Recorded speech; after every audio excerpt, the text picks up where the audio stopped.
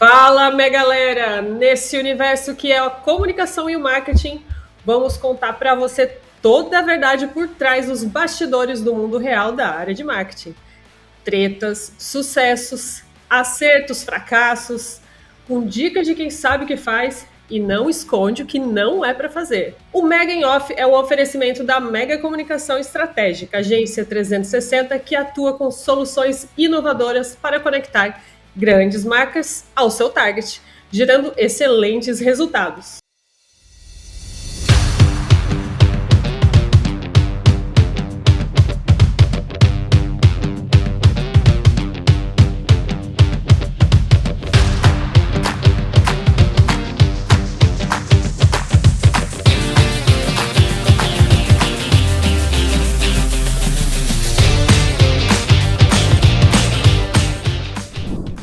E o papo do nosso podcast de hoje é sobre o que faz parte da essência da Mega. É sobre experiência.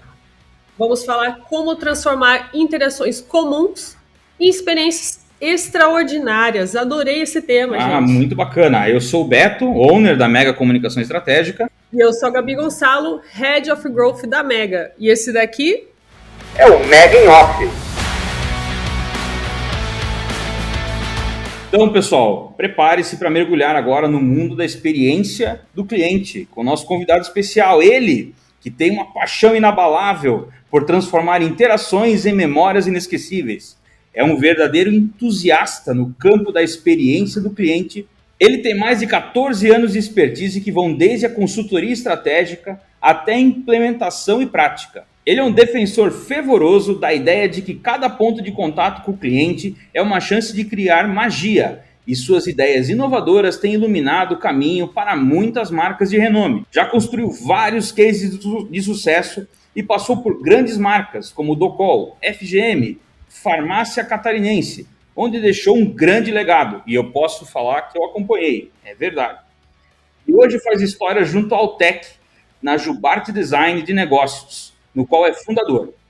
É ele, bem-vindo ao Mega em Off, Ricardo Adriano Silva. Bem-vindo! Olá, Beto. Oi, Gabi. Primeiro, muito feliz de fazer parte desse projeto da Mega, um projeto fantástico. Vamos bater um pouco de papo aí sobre marketing, experiência do cliente, estou à disposição de vocês. Vamos seguir.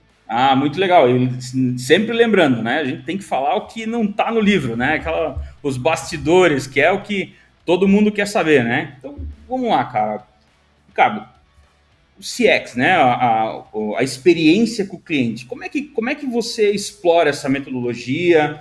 Como é que são as etapas? Conta um pouco mais para nós aí. Explica, porque às vezes é um termo novo para muita gente. Aí, como é que é? Conta para nós aí. Legal, Beto. Primeiro, vamos à tradução, né? CX ou CX, né? Customer Experience, ou experiência do cliente. Nada mais é do que a percepção que o cliente tem após interagir com a sua marca, né? Então, e não necessariamente a interação que ele tem com o teu produto final ou só com o teu serviço, mas isso vai muito além, né? O contato que ele tem com o teu marketing, com compras, com logística, com atendimento. Então, todo esse conjunto de contato que o cliente tem com a sua marca faz ele ter essa percepção de experiência, dela ser boa ou ruim, né? Então, é muito importante a experiência. A experiência tem que estar na essência da empresa, né? Ou do teu negócio.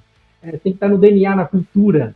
Tem que ser genuíno, né? Claro que no começo é difícil trazer isso para dentro de casa, mas a partir do momento que você sai da inércia, começa a praticar, cria aquele hábito, né? De ser empático, de entender mais o teu cliente, de melhorar esse processo de atendimento, em cada ponto de contato, isso se torna algo até prazeroso. Que legal! Deixa eu já perguntar agora, Beto, deixa eu já entrar no jogo aqui. Eu não gosto de enrolar, tá? Não gosto de enrolar quem tá ouvindo a gente aqui, tá, Ricardo? Então, assim, legal, entendemos aqui a base, o conceito, como que a gente usa rapidamente. E eu já quero te perguntar sobre erros, que você já trabalha com isso há muitos anos. É a sua área, vamos dizer assim, de expertise. E eu quero saber o que você já viu de erro. O que aquele erro que se repete muito, aquilo até que o pessoal não gosta de falar e bota debaixo do tapete, sabe? Sim. Traz pra gente sem medo de ser feliz aqui. Por favor, Legal. que eu acho que é sobre isso que a gente tem que falar aqui nesse podcast. Sim, claro. Na verdade, assim, né? Quando a gente conhece, eu tenho contato com uma empresa e a gente toca nesse assunto de experiência, enfim, na verdade a empresa ela não quer mexer em algumas gavetinhas, né? Ela acha que ela faz um bom atendimento, ela tem a sensação que o produto dela é o melhor, é sempre uma percepção de dentro para fora, né? O ideal é que você tenha essa percepção de fora para dentro. O importante é saber como o cliente está te enxergando. E às vezes a gente não quer mexer nessa gaveta. A gente acredita ou acha que sabe que é uma boa percepção. Porque é duro ouvir uma crítica ou algo que não está legal sobre nós, o nosso negócio. Então, mexer nisso é um pouco doloroso, né? Então, coisas básicas, por exemplo, o atendimento. Eu sempre acredito que o meu negócio, a minha empresa, sempre está atendendo bem, né? Que basta ser educado, esse atendimento já está válido. Mas não, né? Até porque existem vários pontos de contato que um cliente pode ter com você. Né? Hoje, com tantas redes sociais, tantos canais, será que quando eu falo com o cliente numa rede social específica, da mesma forma que eu falo pelo site ou por e-mail, né? Não adianta eu ter tons diferentes. Então, mexer nisso dá trabalho. Por quê? Eu tenho que ter processo, treinamento, padronização. Então, assim, é algo bem velado, né? A empresa sabe, o negócio sabe que precisa melhorar, sempre é possível, né, de uma melhoria, né, até contínua, né? Mas não acaba não sendo prioridade no meu negócio. Né? Eu prefiro priorizar o desenvolvimento de um produto, vender mais, né? Sempre no comercial vender mais, eu acabo esquecendo, eu acabo ficando acomodado numa zona de conforto com o que eu tenho, né? Então, geralmente, mexer na experiência, no atendimento, é algo que fica ali subentendido, escondido nas empresas. Ah, Ricardo, massa. Quando nós desenvolvemos o Emacs, que é um dos métodos da Mega de prioritário assim, né, para planejamento estratégico, nós temos um momento que é a imersão no ecossistema do cliente, que é literalmente ter conversas ou com um cliente final ou com empresas ou fornecedores que influenciam na jornada do cliente. Né? E a gente tira muita coisa e muitas vezes a gente vai falar com o cliente, aquela coisa, né? Nós somos pagos para falar a verdade, né? Ou para dar as certezas. Né? Esse é um modelo nosso. Né? Você já participou, já viu, já testou algum outro modelo, alguma forma de pegar essa informação? E aí eu queria que tu contasse como é que foi o processo, porque é isso que nunca está no livro, né? As pessoas falam exatamente, tem que conversar com o cliente. Mas como é que foi a jornada de ir conversar com o cliente, entender a história dele, e também como é que foi passar essa informação, não precisa às vezes dar nomes, né? Mas como é que foi passar essa informação para o time, para a liderança, para o gestor? Como é que foi essa experiência? Conta. Deixa eu complementar a pergunta, porque o Beto adivinhou o que estava na minha cabeça aqui. Beleza, a gente tem que perguntar, mas o que eu também vejo deixa eu acrescentar um erro aqui, as perguntas às vezes já são enviesadas, ou você já vai, mesmo que... Não, estou aberto para entender se realmente eu preciso melhorar, o que eu preciso melhorar na experiência. Vamos lá. Mas por dentro mesmo você já está com um viés ali, né, inconsciente, e às vezes leva uma pesquisa mal implementada, ou enfim, um planejamento mal feito, uma conversa mal feita.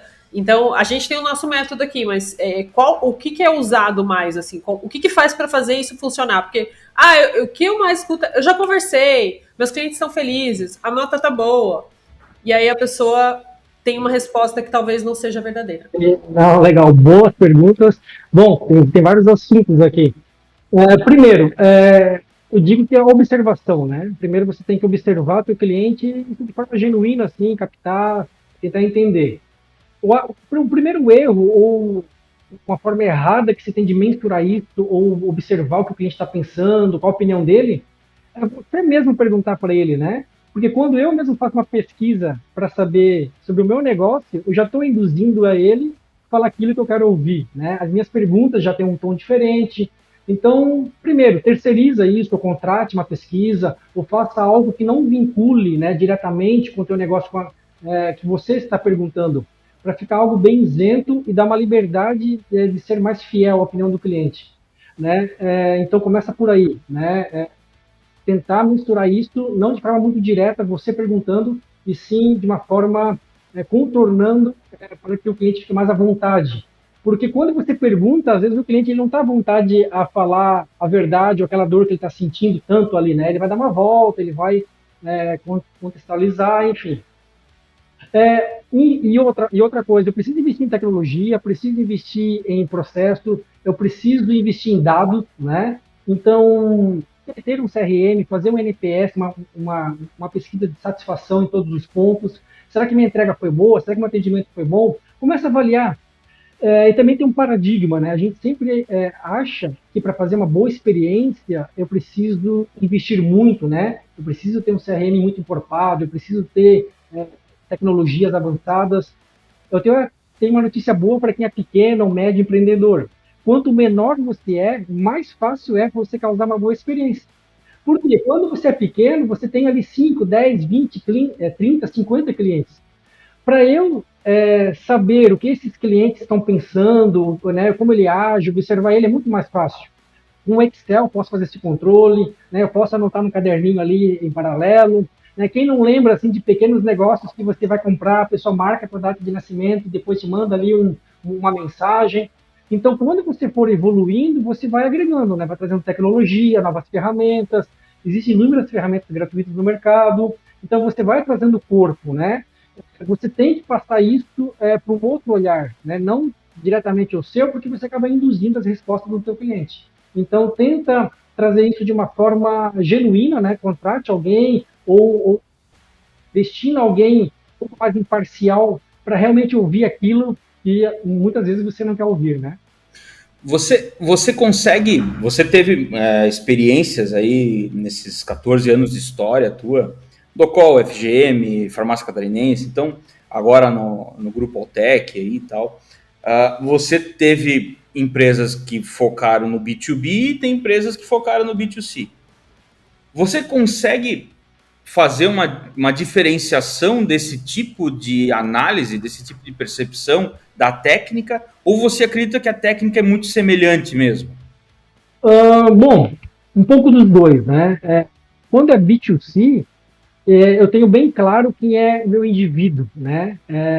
Meu cliente ali individual. Quando eu trabalho com B2B, geralmente o meu ponto de contato, o meu cliente não é só uma pessoa física, né? E como por se tratar de um CNPJ, muitas vezes eu acabo me relacionando com 5, 6, 7 pontos de contato dentro do meu cliente, né? Então é o dono da empresa, é o diretor, é o coordenador de chão de fábrica, é o engenheiro, é o comprador. Então eu acabo tendo uma abrangência um pouco maior. Isso no decorrer da jornada eu acabo usando ferramentas um pouco diferentes. Quando é B2C, eu consigo ir realmente fazer aquela stalkeada, né, no meu cliente ali e eu consigo ser mais fazer uma personalização cada vez melhor e maior, né? Então, mas assim, o pilar é o mesmo, né? Geralmente o cliente B2B, ele vai ver alguns pontos de contato um pouco maiores. A minha logística, né? A minha responsabilidade social, o meu atendimento B2C valoriza um pouco mais, porque é um contato muito direto, principalmente com compras, né? E-commerce, enfim. Então a resposta é muito mais rápida. Né? O B2B também, esse termômetro é um pouco mais lento, porque para eu ter um retorno, saber para quem eu vou perguntar no meu cliente, sendo empresa, para quem eu vou perguntar para ter uma opinião sincera sobre o meu serviço, né? Às vezes o comprador tem uma opinião, o diretor tem outra, então é um pouco mais difícil de qualificar esse feedback em relação a como eu estou me comportando como um prestador de serviço ou um produto que eu esteja vendendo, né? Então eu preciso adaptar um pouco mais a minha abordagem, mas a essência mesmo. Gostei que você falou sobre segmentar. Posso trazer um assunto polêmico agora? Claro, deve. Como que você vê? São várias questões, eu vou jogar tudo aqui, a bomba, e aí você vê como que você vai se virar. Como que você vê tecnologia e inovação transformando a forma de fazer CX, tá? Customer Experience. Por exemplo, antes de falar de inteligência artificial, a gente já tinha um debate sobre o uso de chatbots, por exemplo, mesmo sem IA, tá? Tem chatbot com IA, tem chatbot sem IA. Só a questão da automação ali, né? E eu ouvia nos corredores do marketing, nos eventos, assim, aquela coisa velada, né? Porque um dia O futuro vai ser a gente vai virar ao contrário do que já foi. O diferencial vai ser aquele que tem uma coisa mais humanizada. Eu penso, nossa, mas está todo mundo falando de robotização, de automação, agora com inteligência artificial bombando.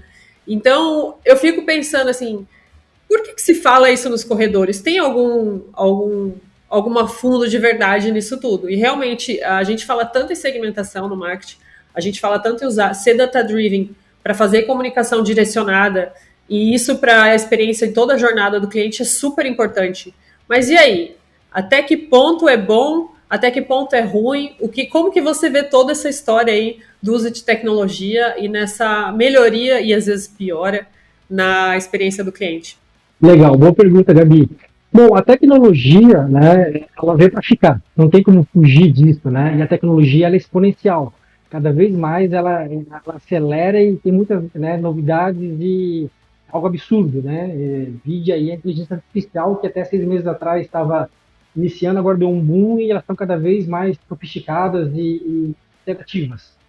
O exemplo que você deu ali do chatbot é um caso clássico, né? Quando surgiu, realmente trouxe um conforto, principalmente para as empresas, porque ganhou ali um pouco de velocidade, mas com a experiência do cliente ele usando, ele percebeu que, opa, nem tudo que eu estou perguntando eu quero saber, tá nas opções ali, né, que o chatbot pode me responder. Então, até por a tecnologia ser algo começando, né, nova ali no mercado, então tem uma curva de aprendizado, né, tanto da tecnologia quanto do usuário. Então a empresa ela tem que monitorar isso, tá? E ela tem que perceber o ponto que ela tem que parar e humanizar novamente. Porque chega um momento, a tecnologia ela é muito útil para processos repetitivos, né? Ou quando tem uma lógica. Vai chegar um ponto que não, né? Com a IA aí a gente sabe que cada vez mais ela vai interagir com a gente de forma orgânica e você vai ter a sensação que está falando com uma outra pessoa.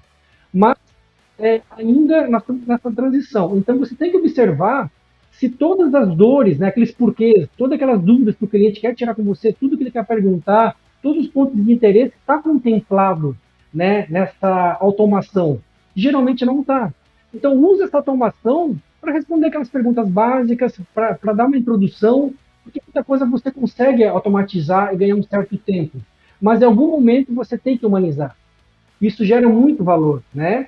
Um caso clássico, assim, até nacional, é o Nubank, né? O Nubank, ali você é virtual, é online, um chatzinho, mas chega um ponto que é humanizado. E chega até um ponto que você recebe até cartas escritas, né, de formas manuais, e não um e-mail só, né, de desculpa ou agradecendo, enfim. Então, a humanização, essa empatia gera muito valor. A gente quer ser atendido por pessoas, né? E um caso negativo é um clássico também, as telefonias, né? Ou operadoras de TV. Você acaba caindo naquela famosa URA, ou opções que você vai indo, né? Daqui a pouco não tem lógica, você não sabe mais se volta, se vai, a experiência acaba sendo horrível. Então você tem que entender essa jornada e saber o ponto de ruptura para voltar a humanizar, né? Até que essa inteligência ela evolua e você consiga subir um pouco mais, e automatizando, né? Mas o contato humano ele é fundamental. Essas da telefonia até parece que eles fazem de propósito, né? Aí tem outras coisas, outros mitos aí que são criados em cima dessas ligações, né? E falando em... Desculpa te cortar, pode falar, Gabi. Agora a gente está empolgada aqui. Não, eu só ia complementar uma coisa que eu fiquei refletindo quando você falou, Ricardo, sobre o jeito que a gente prospecta um cliente hoje, ele varia muito. Eu vou trazer um pouquinho para minha área sempre, né? Não adianta, não consigo. A gente faz geralmente dependendo do qual é o teu tamanho do teu ticket, por exemplo. Então você tem um ticket muito elevado, né? Um ticket médio muito alto, ou como a própria Mega, né? A gente trabalha com grandes contas, grandes projetos. Então a gente tem muito mais ponto de contato humano. A gente quase não tem ponto digital, bem pouco só para atração mesmo, e já entra humanizado, né? Talvez eu fiquei refletindo, não sei se é uma lógica mesmo, ou isso varia na tua experiência, assim, esse processo de qual quanto mais B2B, quanto maior o ticket médio, mais envolvimento, mais toque do ser humano. E quanto mais B2C, como é uma Magalu, por exemplo, eu recebo sempre muitas mensagens automatizadas dela aqui, converso e tudo, né? Porque ela é muito B2C, é muito, né, o povo mesmo, né? Não sei se faz sentido isso. É um bom ponto de vista, mas eu acho que é muito variável, né? Existem vários pontos para a gente levar em consideração. Perceba que você falou em ticket médio, né? Geralmente, quando eu tenho um negócio que o meu público é mais VIP, porque o meu produto tem alto valor, geralmente esse tipo de mercado, independente se é grande ou pequeno, a experiência é muito melhor, né? Quando você vai numa loja de marca, quando você compra um carro caro, quando você é um cliente VIP de uma marca, perceba que você tem uma experiência absurda, né? E por que não essa experiência eu não posso ter com valor menor? Posso ter sim, né? As grandes marcas já perceberam isso antes, né? Eles conseguem, o valor já está, o cliente já enxerga valor no produto deles, no serviço. Então, oferecer algo a mais já faz parte dessa cultura. Por isso que é interessante trazer isso para um negócio menor, independente se é B2C ou B2B. Porque hoje no mercado nacional, a gente ainda briga muito por qualidade e por preço, né? A gente ainda tem que comprovar que nós temos qualidade e nós temos um bom preço. O cliente ainda ele está discutindo isso. Quando ele começa a perceber valor no que você faz, é muito mais fácil eu agregar essa experiência, né? A experiência ajuda a fazer isso, agregar valor para a tua marca, para o teu brand. Então, usa isso para também desconstruir essa ideia de preço do teu produto, né? Traz experiência para agregar valor. Veja um dado interessante, né? O mercado americano, ele é um case, assim, experiência do cliente. Por quê? O mercado americano, teoricamente, já tem qualidade, já tem preço bom, até porque você tem um custo de vida, um salário, né? Melhor. Então, o americano, ele está disposto a pagar mais para ter uma experiência. Opa, se tudo já tem qualidade e tudo já é bom, eu vou comprar desse e não daquele, pela experiência. Né? E o Brasil, ele está vindo agora, né, nesse momento. Então, a gente tem um oceano azul pela frente. Isso independe se é B2C ou B2B, se é pequeno ou grande porte. A experiência do cliente é o novo valor, né? Eu lembro muito bem que nos anos 80, toda a indústria, principalmente no Brasil, tinha uma faixa bem grande, né? Temos ISO 9000, porque temos qualidade, metodologias japonesas, né? Kanban, Kaizen, enfim. Depois veio a inovação. Todo mundo era inovador, né? Minha empresa é inovadora, compre comigo. Agora a onda está vindo a experiência do cliente, né? Porque nós estamos evoluindo como parte Fabril, como pessoas, como empresa. Então a experiência do cliente ela tem que vir para poder trazer essa diferenciação. Também não adianta eu ter uma bela de uma experiência, né? O cliente vem na minha empresa, ele é bem atendido, eu faço ele se sentir em casa, mas a minha logística é ruim, né? O produto vai quebrado, no pós-venda eu demoro a atender ele, também não adianta, né? Fazer algo isolado, fazer ou aqui uma bela de uma vitrine de um atendimento, sendo que o básico eu não cumpro. Então eu acho que a experiência do cliente, para eu começar a ter, pelo menos eu tenho que ter um produto bom e uma boa qualidade, né? Aí sim eu trago a experiência para fechar esse pacote e gerar valor. Ricardo, assim, você falou de vários cases agora, né? Deu vários exemplos e tal do que acontece. Então, eu queria que tu falasse o que tu vivenciou, o que tu escutou de algum outro lugar do mercado e tal, mas aquele bastidor, assim, às vezes as dificuldades, os pontos de superação, as expectativas, né? Um case real mesmo que aconteceu próximo aí que tu puder contar para nós vai ser bacana. Legal, Beto. Saber. Legal. Bom, quando a gente começa a pesquisar esse tema, né, e vai no clássico Google, a gente encontra referências mundiais, né, o clássico Disney, Nubank, Circo de Solé, o intervalo do Super Bowl. Isso é legal para trazer o que tem de melhor no mercado, porém, isso também traz uma falsa sensação que, para eu causar uma experiência, eu preciso fazer algo mirabolante, né? O meu cliente chega na empresa, tem que fazer um malabarismo, tem que ter algo especial, flores. Então, os cases que eu tenho, eles são muito introdutórios, porque eu preparo, né, as empresas a montar essa experiência do cliente. Então, é um treinamento com a equipe, são pequenos detalhes, são coisas mais simples, mas que se juntar todos os pontos, o cliente, ele acaba vendo esse valor. Um exemplo pequeno, assim, né, mas interessante, ali no laboratório no qual eu trabalhei, por percepção, a gente viu que a empresa ela recebia muitos clientes, né? E a gente percebeu também que esse cliente ele seguia um certo processo, uma certa jornadinha na hora que ele ia visitar a empresa. Ele parava na fachada da empresa para tirar uma foto, porque é uma fachada bonita, então ele queria registrar aquele momento. Nisso, ele ia lá para a recepção, né? Fazia um tour ali, porque tinha um storytelling, uma linha do tempo para ele conhecer. Depois, ele era alocado numa sala de reunião para poder conversar, enfim. E todo esse processo, em média, essa jornadinha demorava em torno de 10 a 15 minutos.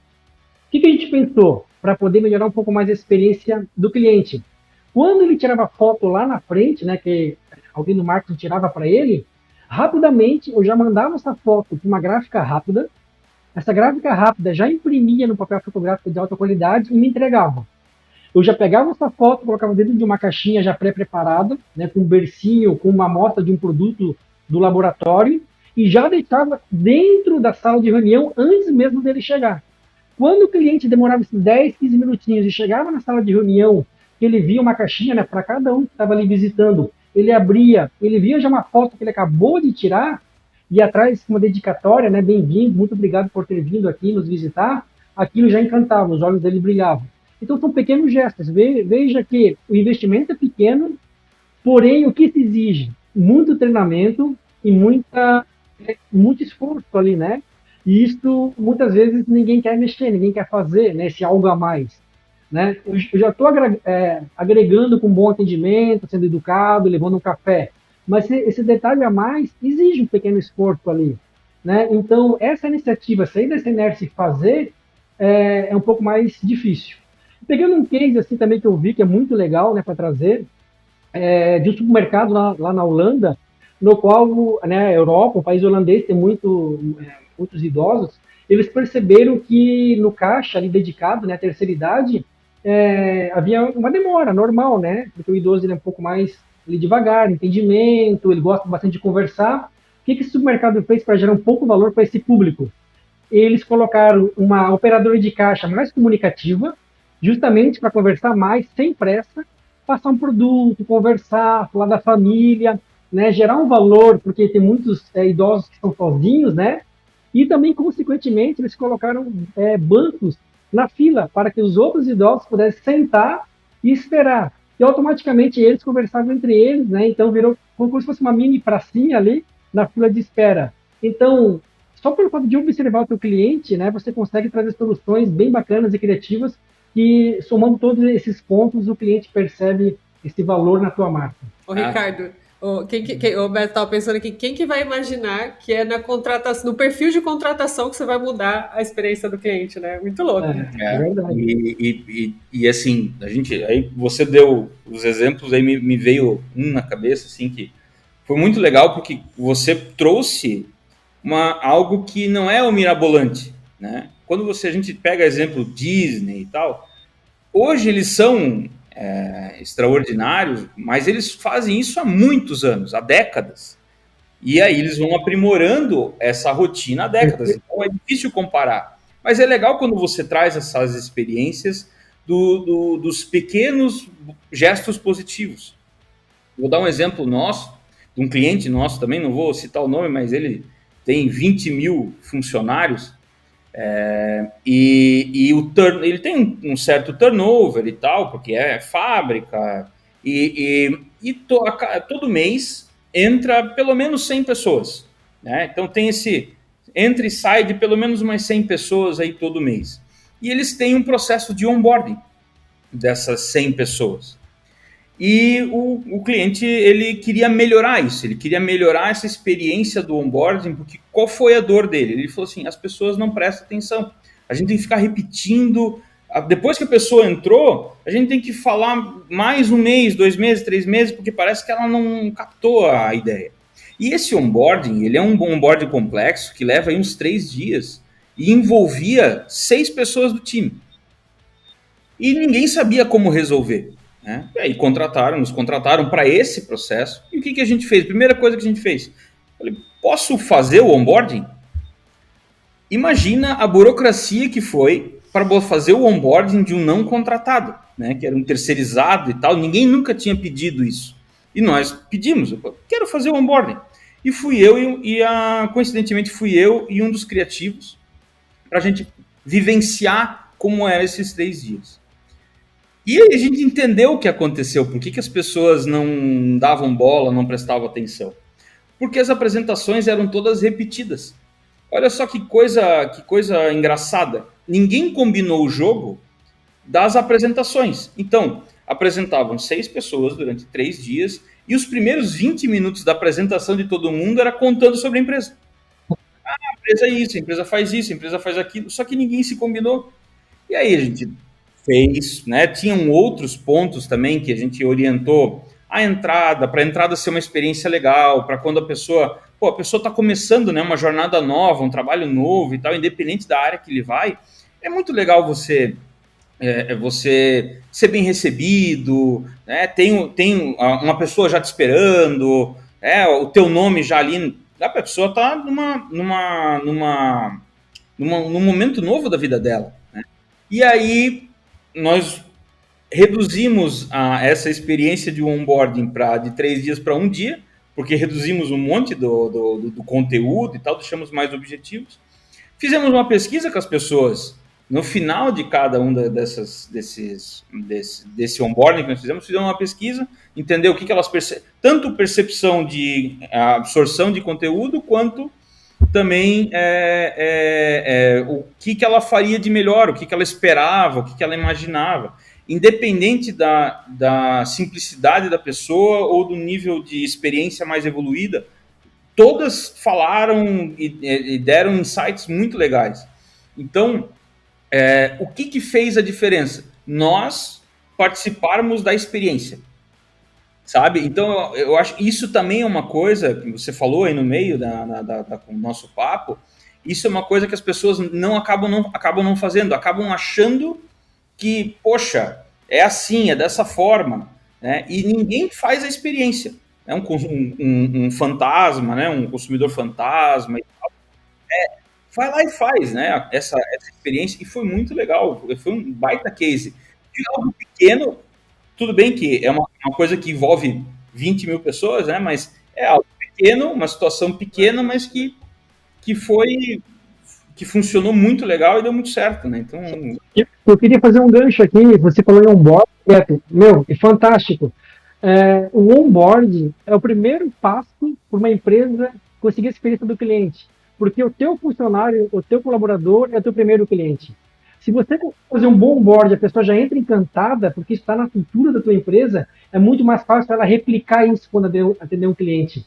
E é muito mais trabalhoso quando eu não tenho um bom onboard. Aí eu treinar depois esse colaborador que não teve uma boa experiência, está ali, né, não está muito feliz da vida, automaticamente ele vai refletir isso para o teu cliente, né? Então, a palavra onboard, para mim, começa ali, no teu primeiro cliente é teu funcionário. Perfeito, muito legal. Show de bola, hein? Eu quero fazer mais uma pergunta aqui que eu tô querendo... Eu acho que é uma outra... Eu sou a pessoa que traz os assuntos polêmicos. Os assuntos polêmicos é comigo. Customer Centric, que mais uma palavrinha maravilhosa em inglês, que está na moda, todo mundo tem que ser, CC, né? Cara, eu já ouvi várias indagações sobre isso, de corredor também. Não são coisas que as pessoas falam na palestra. Na palestra todo mundo fala, tem que ser Customer Centric, isso aí, no Google tá assim, como que funciona, foco no cliente, tal. Vamos para a realidade. Aqui a gente fala de bastidores, aqui é making off, né? Nem sempre a gente tem que ouvir o cliente, certo? E como trabalhar isso? Porque eu vejo, assim, às vezes muitas empresas se perdem na sua estratégia. A gente falou um pouquinho disso no nosso primeiro episódio aqui, rapidamente, mas agora trazendo para a experiência do cliente, o impacto disso na experiência do cliente. Muita empresa se perde na sua missão, ouvindo demais também o outro, né? Então, claro, você já trouxe algumas dicas aqui. Como que você vai fazer esse processo? Não é só ouvindo o cliente, né? Você vai vivenciar isso, você vai trazer uma outra pessoa para buscar essa informação. O que mais que você recomenda para que não se torne um problema? Porque isso acaba sendo, na realidade, e as pessoas não falam sobre isso. De verdade, boa colocação. Na verdade, assim, né? Lá atrás era o contrário, né? A indústria, o serviço, enfim, ele produzia, né, em massa e impunha aquilo, aquele produto, aquela solução para o mercado e o cliente nem era ouvido, né? Ele consumia aquilo ali, era o que tinha. Depois a gente foi evoluindo, a gente foi começar a escutar os clientes e agora essa roda meio que está virando, né? Isso por muito também daquela famosa frase, o cliente sempre tem razão, que é algo que virou aí, os marqueteiros lá atrás usavam isso muito, né? Até como mote ali. Mas eu concordo que o cliente tem que estar no centro do teu negócio, mas nem sempre ele tem razão. E como equilibrar isso, né? De fatores. Primeiro, a partir do momento que você é sincero com o teu cliente, mesmo que ele não queira ouvir aquela resposta, né? Você teve um problema de entrega, você comunica ele, né? Mesmo que a resposta seja ruim para ele. Você seja sincero, honesto, direto, a comunicação é clara. Mesmo que isso vá de desencontro, né? Isso passa confiança para o teu cliente. Se o cliente confia na tua marca, ele sabe, ele começa a entender até onde ele pode ir. Dentro de casa, sim, eu ponho ele no centro e sempre vou girar em torno dele para que eu possa sempre atendê-lo da melhor forma, aperfeiçoando, mas isso não pode ir de desencontro, né, com a minha missão, com a minha cultura, para não ter esse atrito. Eu tenho um DNA, né, eu tenho uma forma de me comportar. Mas o principal é isso, é ganhar a confiança do cliente. Você tem a confiança do cliente, você tem a liberdade, né, de falar para o cliente, calma, né, espera lá, né, você está certo aqui, mas porém a nossa regra é essa, né, meu pagamento, eu tenho um prazo aqui com o meu financeiro aqui de 7 dias úteis, não é em 5, né? Se eu fizer isso aqui, né, vou estar de desencontro, né? Então eu vou ter que abrir mais sessão. Então, se você joga claro para o teu cliente e passa confiança, ambas as partes se entendem, né? Há um bom senso e não vejo nenhum tipo de problema. Legal. Eu gostei da dica, hein? Boa dica, boa. E aí, já é saideira? Tô Já triste, já passou do horário, a gente tinha previsto menos tempo, mas a gente se empolgou aqui. Quando a conversa é boa, a hora passa rápido. Pra gente poder ter a oportunidade de gravar uma outra vez com você, a gente vai começar a encerrar. Vai encerrando. E eu queria que você trouxesse aí pra gente, enfim, o que você está vendo de crescente de tendências emergentes em CX? E aquilo que está no teu coração também, se você quiser deixar um recado para a galera aqui e falar alguma coisa que você acha que quem está ouvindo esse podcast que quer aprender sobre a experiência do cliente não pode deixar de ouvir essa última mensagem sua, ficar à vontade, o espaço é seu, Ricardo. Tá bom. Em relação ao CX, em relação às tendências aí, não é uma palavra do momento, né? Algo que veio para ficar, a gente tem até como exemplo o mercado americano, como eu citei, é algo para trazer valor para a tua marca, né? Para o teu serviço, para o teu produto. Então, treinamento, base de dados, observação, a tecnologia é essa tendência, né? As inteligências artificiais estão cada vez melhores, tem uma série de formas de você agregar valor. Então, cases agora de restaurantes que eles já projetam o cardápio em realidade aumentada na mesa, você consegue passar a mão ali, ver os ingredientes, já escolher, é uma interação muito melhor. E quando mais a tecnologia ela vem vindo, mais barata ela vai ficando, né? Os custos vão diminuindo e vão ficando mais acessíveis. Então, é um caminho sem volta, né? Em relação a uma mensagem final, o que eu vou dizer para vocês? A gente falou um pouco de experiência, a gente falou de observação, de cliente. Vejo que tudo isso gira em torno de empatia, né? A empatia de olhar para o cliente, a empatia de olhar para a empresa, a empatia de se colocar no lugar do outro.